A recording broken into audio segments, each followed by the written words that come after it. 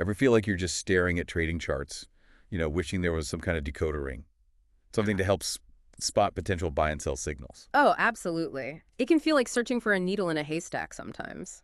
Right. Like, can we just cut through some of the noise and get to strategies that, well, might actually work? That's exactly what we're trying to do today. We're doing a deep dive into a YouTube video from DataTrader. It's all about the parabolic SAR indicator. Ah, yes, the SAR. You hear that one mentioned quite a bit. You do, Yeah. especially when people talk about potential entry and exit points, in crypto, forex, stocks, the usual suspects. Right. Now, our goal here isn't like to turn you into a trading genius overnight or anything, but we want to really get a handle on the core ideas this video shares for maybe giving your trading a bit of an edge. Makes sense. So our mission today is pretty straightforward. Break down the parabolic SAR strategy as it's shown in the video, figure out the actual nuts and bolts, how it works, and explore how you, listening in, might be able to, put it into practice. Exactly. And this video, it gives a really focused look at this specific indicator. So what we want to do is dissect the ways they suggest using it, see where it might be strong, but also, and this is crucial, where the potential pitfalls are. Okay. That way you can approach it with a much clearer picture. Okay, let's unpack this then. Parabolic SAR, it sounds kind of technical. Can you break it down, like in plain English? What's it actually trying to tell us? Sure. So at its core, parabolic SAR, and that stands for parabolic stop and reverse, it's basically a trend following indicator. Okay, trend following. Yeah. Think of it as a tool that tries to spot the direction a market's heading in, and it also gives potential clues about when that direction might be starting or maybe when it's ending. Ah, okay. Which naturally leads to possible ideas for, when to get into a trade or when to get out. And visually, what does this look like on a chart? I know I've seen charts, they sometimes have these little dots. Those are the ones, exactly. On a price chart, the parabolic SAR just shows up as a series of dots. Now, when you see these dots sitting below the price candles, the general interpretation is that the market's likely in an uptrend. Okay, below means up. Right. And on the flip side, if the dots are appearing above the price candles, well, that suggests a downtrend. Gotcha. So dots underneath, price probably going up, dots on top, price probably heading down. Simple enough. The video also mentioned something about the distance, how far the dots are from the price. What's that about? Yeah, that's a good point. The video suggests that the distance between the dots and the actual price action can potentially give you a feel for how strong the current trend might be. Oh, interesting. So a bigger gap could suggest a stronger, maybe more established trend. As the trend perhaps starts to run out of steam or maybe get ready to reverse, that distance might shrink until the dots eventually flip over to the other side. It's also worth noting, the video mentions a lot of traders just stick with the default settings for this indicator. They don't always tweak them. Okay, right. So we've got the basic idea. Now, the video then talks about what it calls a naive strategy. What's that, and why call it naive? Well, the naive strategy, as the video puts it, is really the most basic, straightforward way you could possibly use the parabolic SAR. Okay. It's simply this. You take a long position, so betting the price goes up anytime the SAR dot switches from being above the price to below it, because that signals a possible uptrend, right? And then you do the exact opposite. You take a short position, betting the price falls when the dot switches from below the price to above it, suggesting a possible downtrend. Okay, just follow the flips. But the video highlights a couple of, well, pretty big problems with just doing that, doesn't it? Precisely. Yeah, there are two main weaknesses they focus on. The first big issue is how the indicator performs when markets are ranging. Ranging, meaning going sideways. Exactly. A ranging market is just a period where the price isn't really trending strongly up or down. It's just sort of bouncing around between a rough high and low point. Okay. Now, because the parabolic SAR is designed to find trends, and it always generates signals, it's always either above or below in a sideways market, these signals become mostly, well, noise, false alarms. Oh, okay. I can see that. The video actually showed an example where the dots were just flipping back and forth, while the price basically stayed flat within a range. If you followed every signal blindly there, you could rack up quite a few losing trades. Yeah, that sounds frustrating. Getting signal after signal, thinking this is it, and then nothing. It really drives home that point about trend-following tools, Right. They need a trend to work well. They struggle when things are choppy. Understanding the market condition is just as vital as the indicator itself. Makes sense. What was the second main drawback they mentioned? The second critical flaw, according to the video, is that this simple approach completely ignores the bigger picture, the long-term trend of the market. Right.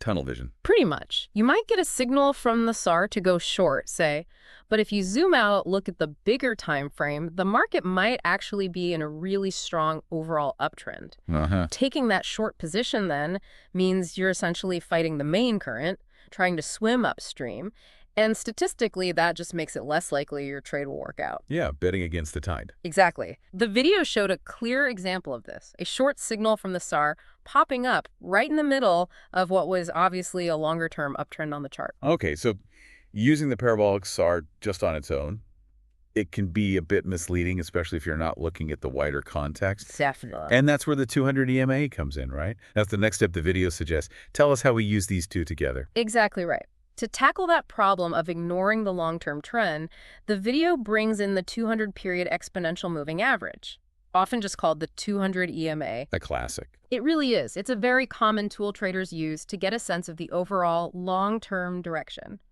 The general rule of thumb is, if the price is trading above the 200 EMA line, the long-term trend is usually considered to be up. That's right. Conversely, if the price is below the 200 EMA, the long-term trend is generally seen as down. Think of the 200 EMA as telling you which way the main wind is blowing. Right, the prevailing wind. So how do we use that wind direction to make the parabolic SAR maybe a bit more reliable? So the video lays out this combined strategy. Essentially, the 200 EMA acts as a filter for the parabolic SAR signals. A filter, okay. Yeah. First step, you figure out the long-term trend using the 200 EMA as the price above or below it. Then you only pay attention to parabolic SAR signals that actually agree with that longer-term trend. Ah, okay, so you're aligning the short-term signal with the long-term picture. Precisely. Can you walk us through an example? Like, how would that work in practice? Sure, absolutely. Let's say the price of, I don't know, some crypto coin is trading below its 200 EMA. That suggests the long-term trend is down, right? Right. Bearish overall. So using this combined strategy, you'd only be looking for chances to go short. You wouldn't even consider long trades. Then you wait. You wait for the parabolic SAR to give you a bearish signal. That's when the dots flip above the price candles. Okay. Only then would you think about entering a short trade. And for an uptrend. Same logic, just reversed. If the price is above the 200 EMA, indicating a long-term uptrend, you'd only be interested in long trades. You'd wait for the parabolic SAR dots to flip below the price, the bullish signal, before you consider entering long. Got it. So the EMA tells you which direction to face, and the SAR tells you when to potentially take a step. That's a good way to put it. Yeah. Yeah. You're trying to filter out those misleading signals that pop up when the SARs may be suggesting a short-term move against that dominant long-term direction. Okay, that makes a lot more sense. It's like checking the weather forecast before you decide what coat to wear, you know. Huh, exactly. Now, the video also talked about using the SAR for getting out of trades. What were the ideas there? Right, exits are just as important. What did the videos say initially? Well, this sort of basic way some traders use it for exits is just waiting for the dots to switch position again. Okay. So if you're in a long trade, dots are below the price. You just wait until they flip and appear above the price. That flip signals potential trend reversal, so that's your cue to close the position. Simple enough. Yeah. But the video seemed to suggest that might be a bit slow. Like you might miss the best exit point. That's exactly the potential issue it highlighted. By the time the SAR actually flips to give you that exit signal, the price might have already moved quite a bit against you. Ah. Meaning you could end up giving back a decent chunk of the profits you'd already made on paper. They showed an example, I think, where the price peaked, started falling quite significantly, and then the SAR finally flipped to signal, get out of the long trade. You'd have lost some ground there. Okay, so it might lag a bit on the exits, potentially costing you some profit. What was the alternative suggested? The video proposed what could be a more, let's say, efficient way to manage exits, using the actual parabolic SAR dot level as a dynamic stop loss. A stop loss based on the dot. How does that work? Instead of waiting for the dots to fully flip sides, you'd set your stop loss order, on the automatic order to close your trade if the price hits a certain level right at the current level of the parabolic SAR dot for that period. Okay, so your stop loss moves along with the SAR dot. Exactly. As the trend progresses, in a healthy trend, the SAR dots tend to trail behind the price, moving closer over time. So your stop loss effectively adjusts, trailing the price upwards in an uptrend or downwards in a downtrend. And how does that help compared to waiting for the flip? It allows you to potentially get out of the trade earlier if the price does start to turn against you sharply. If the trend weakens and the price pulls back and hits your stop loss level, which is the SAR dot level, You're out. you're out, potentially preserving more of your gains compared to waiting for that full indicator reversal signal, which might come later after a bigger pullback. That makes sense. Lock in profits sooner, potentially. And the video also mentioned the common practice of setting a profit target as well, deciding beforehand how much profit you're aiming for. They suggested, for instance, maybe aiming for a profit that's 1.5 times the distance of your initial stop loss. Right, a risk-reward ratio. Exactly, like 1.5 to 1. Okay, that sounds like a more proactive way to manage the trade, both risk and reward. Um, the video also mentioned something about situations where the SAR dot is really far away when you first enter. What was the advice then? Yeah, that can happen. Sometimes, especially right after a strong move, the first SAR dot that forms after your entry signal might be quite a distance away from your entry price. Right. Placing your stop loss all the way down or up there could mean you're risking more on the trade than you're comfortable with. Yeah, that could be a big stop. Exactly. So the video acknowledged this. It suggested that traders need to use their own judgment here. You might need to adjust your stop loss to a level that fits your personal risk tolerance rather than just blindly putting it exactly on that first potentially distant SAR dot. Right. Adapting to the situation and your own rules. Always important. Absolutely. Risk management is key. Okay, now the video then shifted gears a bit, moving into what it called a high win rate strategy, using something called Parabolic SAR divergence. That definitely sounds intriguing. Right. What exactly is divergence in this context? Right, divergence. So parabolic SAR divergence happens when the price of whatever you're trading and the parabolic SAR indicator itself seem to be moving in opposite directions. Opposite directions. How so? Well, normally you'd expect them to move more or less in sync, wouldn't you? If the price is generally climbing, the SAR dots usually stay below it, maybe trailing upwards. If the price is falling, the dots stay above, trailing downwards. Okay, yeah, that makes sense. A divergence is when that typical relationship kind of breaks down. For example, the indicator might be suggesting the price should be going down. Maybe the dots are moving progressively higher above the price, but the actual price is still managing to make slightly higher peaks. Ah, like they're disagreeing. Exactly. It's a disagreement between price action and the indicator. And this disagreement can sometimes be an early warning sign, a hint that the current momentum might be fading or about to shift. Okay, interesting. And how do we actually spot these potential divergences on a chart? Is it obvious? It can be subtle sometimes. The video actually recommended switching your chart view to a line chart temporarily. A line chart instead of candles. Yeah, just connecting the closing prices. They suggested this can sometimes make these opposing movements between the price line and the SAR dots a bit easier to visualize. You're basically looking for moments where, say, the parabolic SAR indicator is making higher lows. The dots below the price aren't falling as fast as before or are even rising, while the price itself is still making lower lows.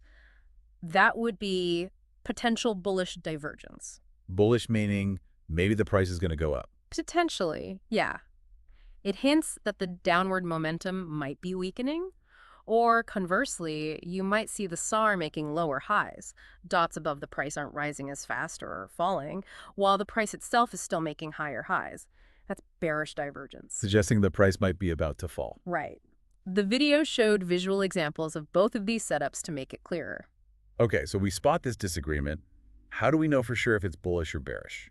According to the video's explanation, you determine that by looking at what the price was doing while the divergence was forming. Okay. So if the price was generally moving upwards while the SAR was doing the opposite, like making lower highs, that's considered a bearish divergence, hinting at a potential fall. If the price was generally moving downwards while the SAR was doing the opposite, like making higher lows, that's considered a bullish divergence, suggesting a potential rise. Okay, so the price action during the divergence tells you the likely direction of the potential move after the divergence. That's the idea presented, yes. And what's the trigger? When do you actually enter a trade if you spot one of these divergences? Good question.